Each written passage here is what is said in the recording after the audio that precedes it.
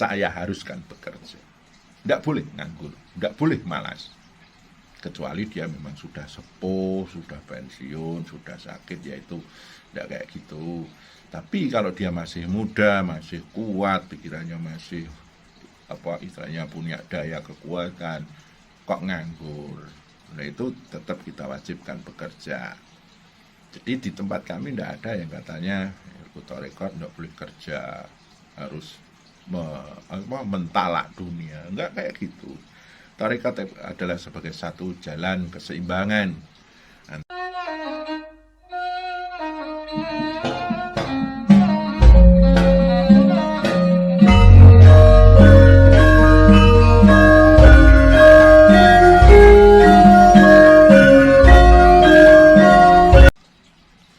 Saudara-saudara yang saya muliakan, pada kesempatan hari ini saya akan sedikit membahas ulang makna sederhana daripada tarekat dan majelis tarekat. Hal ini mensikapi karena begitu banyaknya saudara-saudara kita yang masih asing dengan apa yang disebut ilmu tarekat dan majelis tarekat ini. Dan juga mensikapi banyak juga yang mengatakan bahwa tarekat ini adalah sebagai aliran tertentu. Tarekat ini sebagai satu ritual agama yang aneh-aneh, bahkan bisa disebut aneh-aneh. Sedikit saya akan bertukar pengalaman ketika saya menjalani ilmu tarekat ini.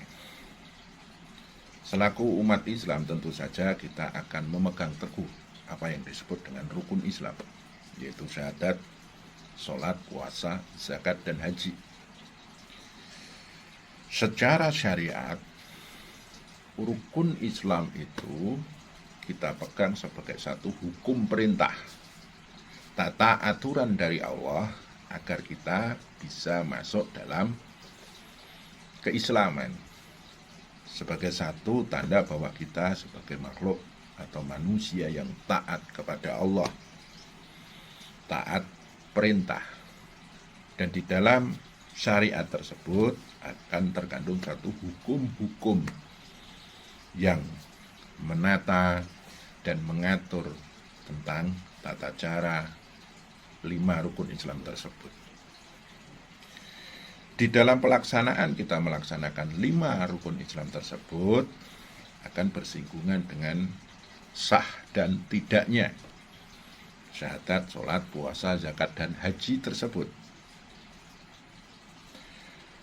Dalam faktanya, kadang kita perlu mempertanyakan, apakah syahadatku, sholatku, puasaku, zakat, dan hajiku itu sudah menembus satu titik kesakralan dalam diri kita, dan akhirnya memperjalankan jiwa kita agar dekat dengan Allah, ataukah itu hanya sebagai satu rutinitas belaka yang tidak ada asar sedikit pun dalam jiwa kita, tidak menyentuh kesakralan kita. Maka agar semua ibadah dalam koridor keislaman kita itu bisa menjadi jalan agar kita menembus satu titik kesakralan, menembus satu jalan memperjalankan jiwa agar dekat dengan Allah, itulah yang disebut ilmu tarekat. Tata cara agar kita dalam syahadat, sholat, puasa, zakat, dan haji itu bisa menembus titik kesakralan dan memperjalankan jiwa kita lebih dekat kepada Allah, itulah yang disebut ilmu tarekat. Dan orang yang sudah bisa menembus titik kesakralan dan dengan ibadahnya dia bisa memperjalankan jiwa mendekat dengan Allah, itulah orang-orang yang bertarekat. Kemudian orang-orang tersebut berkumpul membentuk satu majelis, yang di majelis tersebut membahas bagaimana agar kita dalam menjadi penganut ajaran Islam ini bisa istilahnya menemukan titik kesakralan, mengasah jiwa kita, dan menjadi satu ibadah agar kita selalu dekat, selalu bersama Allah, kita selalu tenang, damai. Itulah yang disebut dengan majelis tarekat.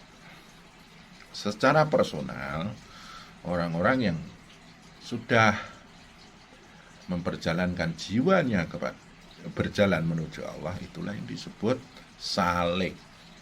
Jalannya dalam pendekatan ini disebut dengan suluk.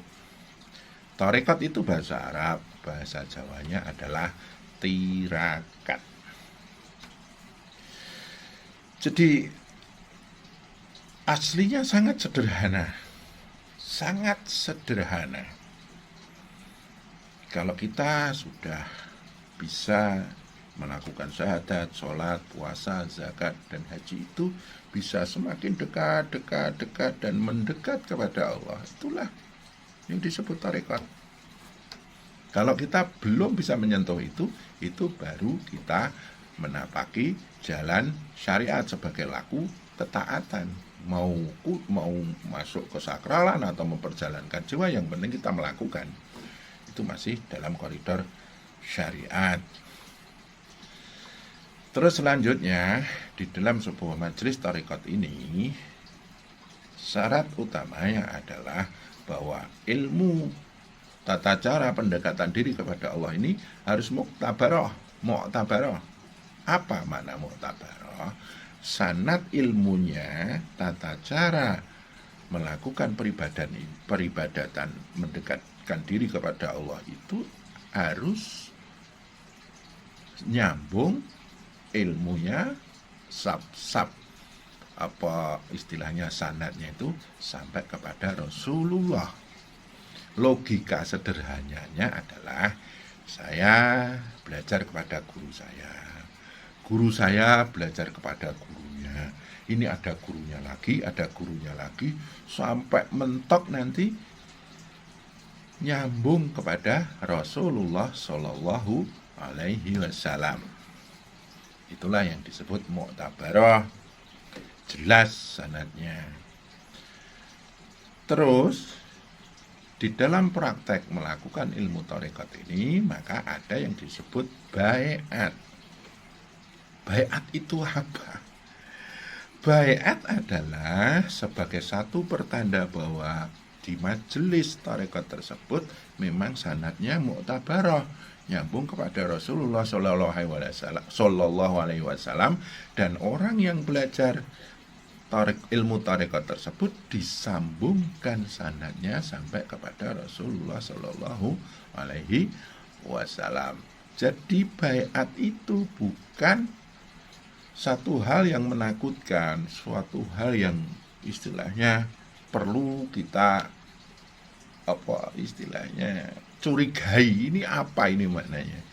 Baiat di dalam tarekat kami, baiat itu adalah menyambungkan sanad kepada Nabiullah Muhammad SAW. Di sini dalam hubungannya dengan baiat ini masih banyak yang mengatakan baiat itu adalah suatu sumpah, satu janji kepada seorang guru tarekat bahwa kalau dia nanti melanggar sumpah janji itu, dia akan dosa, dia akan celaka, atau bisa disebut sesat. Enggak kayak gitu. Yang namanya baiat itu hanya menyambungkan sanad ilmu saja. Karena ada juga japri ke saya yang bertanya, apakah baiat tarekat itu bahaya buat saya? Bahayanya di mana? Wong cuma disambungkan kepada Nabi Muhammad. Bahkan mohon maaf, kebetulan saya sebagai pembimbing tarekat di Jogja, saya tidak pernah janji atau nyumpah siapapun dan mengancam kalau dia putus dengan saya, istilahnya meninggalkan ilmu yang sudah saya ijazahkan, yang sudah saya baiatkan mereka, saya ancam dosa atau mungkin celaka atau mungkin saya anggap sesat atau enggak kayak gitu. Saya dengan keikhlasan saya, loh ini sanad ilmu saya nomor segini dari Nabi Muhammad, sampean saya sambungkan berarti sampean nomor segini dari Nabi Muhammad, selesai. Tidak ada sumpah-sumpah, tidak ada janji-janji, dan tidak ada ancaman-ancaman. Cocok lanjut, nggak cocok, sudah selesai. Kita tetap bersaudara. Ini saya cuma mau menggarisbawahi bahwa banyak yang majelis salah kaprah tentang yang namanya baiat. Ini saya menerangkan tentang thariqat di tempat kami. Kalau yang lain saya nggak tahu karena memang saya dari dulu thariqatnya satu, yaitu thariqat yang selama ini saya geluti, yang selama ini saya jalani. Terus selanjutnya ada yang mengatakan bahwa orang yang mengikuti ilmu thariqat itu harus mengkultuskan gurunya, harus istilahnya memuliakan yang secara berlebihan kepada gurunya. Menurut saya itu berlebihan. Tapi saya nggak tahu kalau memang ada guru-guru yang sifatnya kayak gitu, saya nggak tahu dan saya no comment. Tapi dalam apa yang saya geluti selama ini, tidak seperti itu. Jadi kita cukup bertata krama, cukup kita berbudi pekerti, cukup kita istilahnya takzim sama guru kita. Tidak perlu berlebihan. Jangan sampai menembus pada titik pengkultusan. Selanjutnya ada pula yang mengatakan bahwa kalau masuk ilmu thariqat itu tidak boleh bekerja, tidak boleh mencari dunia. Kalau di tempat kami nggak kayak gitu. Justru orang-orang yang ikut thariqat di majelis kami, saya haruskan bekerja. Tidak boleh nganggur, tidak boleh malas. Kecuali dia memang sudah sepuh, sudah pensiun, sudah sakit, yaitu tidak kayak gitu. Tapi kalau dia masih muda, masih kuat, pikirannya masih istilahnya punya daya kekuatan, kok nganggur. Nah itu tetap kita wajibkan bekerja. Jadi di tempat kami tidak ada yang katanya ilmu thariqat tidak boleh kerja, harus mentalak dunia, enggak kayak gitu. Thariqat adalah sebagai satu jalan keseimbangan antara ilmu ketuhanan sama ilmu keduniawiahan. Dan ini kita usahakan supaya tidak ada gesekan ataupun tabrakan.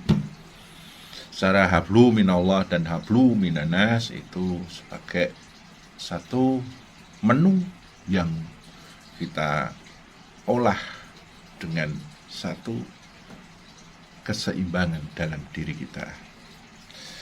Semoga ini menjelaskan dan sedikit bisa mengurai tentang apa yang dimaksud dengan thariqat. Dan mohon maaf, ini juga bukan audisi, istilahnya supaya terlihat bahwa thariqat kami itu luar. Enggak, ini saya secara murni menjelaskan bahwa thariqat itu tidak seperti apa yang pikirkan kita selama ini. Kalaupun ada yang istilahnya aneh dan nganai-nai, saya no comment. Dan saya selama ini tidak seperti itu di majelis kami. Matur nuwun, semoga bermanfaat.